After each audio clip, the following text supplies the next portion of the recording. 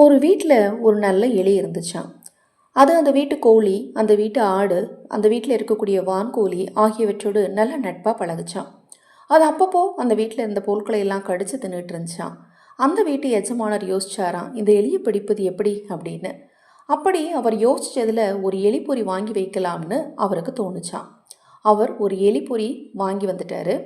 அதை அந்த எலியும் பார்த்துருச்சு. உடனே ஓடி போய் கோழிகிட்ட போய் கேட்குது, நண்பா, இந்த வீட்டு எஜமானர் என்னை பிடிக்கிறதுக்கு ஒரு எலிப்பொறி வாங்கிட்டாரு, நான் தப்பிக்க ஏதாவது ஒரு ஐடியா இருந்தால் சொல்லேன் அப்படின்னு கேட்டுச்சான். உடனே கோழி சிரிச்சிச்சான். எலிப்பொறியா அப்படின்னா, அதனால் எனக்கு எந்த ஆபத்தும் வராது, நான் தப்பிச்சேன்ப்பா, எனக்கு ஒன்றும் ஆகாது, உனக்கு தானே ஆபத்து, எனக்கு என்ன வந்துச்சு அப்படின்னு அசால்ட்டாக சொன்னதுடன் அந்த எலியை அலட்சியமாக பார்த்துச்சான்.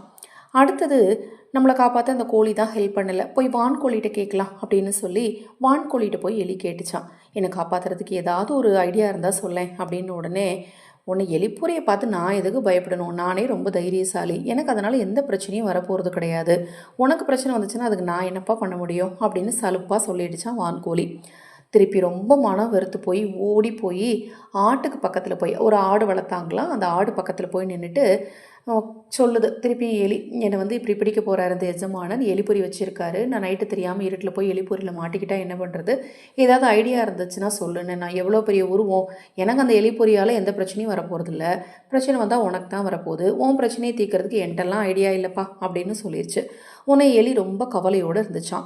அன்னைக்கு இரவு எலிப்பொறியில் ஒரு மீனை வறுத்து வச்சுட்டாங்க. வறுத்து வச்சு எப்படியாவது எலியை பிடிச்சிடணும்னு அந்த எஜமானர் பிளான் பண்ணிட்டாரு. அன்னைக்கு பார்த்து அந்த வீட்டுக்கு ஒரு பாம்பு வருது. பாம்பு அந்த மீன் வாசத்துக்கு அது எலிப்பொறிக்குள்ளே போக, எலிப்பொறி டக்குன்னு கட்டாக உடனே எஜமானர் வேகமாக வந்து எலின்னு நினச்சி அதை பிடிக்க போக பாம்பு வந்து அவரை கொத்திடுது. உடனே அவரை வைத்தியத்துக்கு கூட்டிகிட்டு போகிறாங்க. வைத்தியம் பார்த்துட்டு வந்தோடனே சொல்கிறாங்க, நல்லா சத்தான சாப்பாடு கொடுங்க அப்படின்னு சொல்கிறாங்க. முதல்ல நாட்டுக்கோழி அடித்து குழம்பு வச்சிடுறாங்க. அந்த எலி முதல்ல கோழிகிட்ட தானே போய் ஹெல்ப் கேட்டுச்சு, அந்த கோழி அடித்து இப்போ குழம்பு வச்சுட்டாங்க. அடுத்தது சொல்கிறாங்க, இந்த சத்தெல்லாம் பத்தாது, இன்னும் கொஞ்சம் அவங்களுக்கு எக்ஸ்ட்ரா சத்து வேணும் அப்படின்னு சொல்கிறாங்க. அப்போ பார்த்து உறவுக்காரங்களும் வந்திருக்காங்க. சரி, இப்போ வந்து கோழி வாங்கினா பத்தாது, நம்ம வீட்டில் தான் வான்கோழி இருக்குதுல்ல, அந்த வான்கோழி அடிச்சிடலாம் அப்படின்னு சொல்லி அந்த வான்கோழி அடித்து என்ன பண்ணிடுறாங்க, சமைச்சு எல்லோரும் சாப்பிட்றாங்க. உடனே அவருக்கு குணமாயிடுது. குணமாடனோடனே அந்த ஊரில் இருக்கிற எல்லாரையும் கூப்பிட்டு, அவங்க வீட்டில் ஒரு ஆடு வளர்த்தாங்க இல்லையா, அந்த ஆட்டையும் அடித்து பிரியாணி செஞ்சு எல்லாருக்கும் விருந்து போட்டாங்களாம்.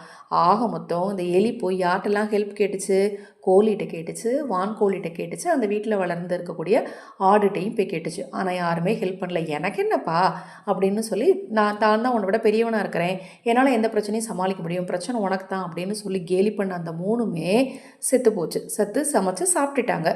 அப்போ இதிலேருந்து நம்ம தெரிஞ்சுக்க வேண்டியது என்ன அப்படின்னா, அக்கம் பக்கத்தில் ஏதாவது ஒரு பிரச்சனைன்னு வந்துச்சுன்னு வச்சுக்கோங்களேன், நமக்கு ஏன் வம்பு அப்படின்னு ஒதுங்கக்கூடாதுங்க. நமக்கே ஒரு நாளைக்கு அது ஒரு ஆப்பாக வந்து முடிஞ்சிடும். நம்மளால் முடிஞ்ச அளவு அவங்களுக்கு ஏதாவது ஒரு சொல்யூஷன் முடிஞ்ச அளவு சொல்லுங்கள். நமக்கு ஏன் வம்புன்னு யாராவது ஒரு பிரச்சனையை வந்து உங்ககிட்ட சொல்லும்போது தயவு செய்து ஒதுங்கி நிற்காதீங்க.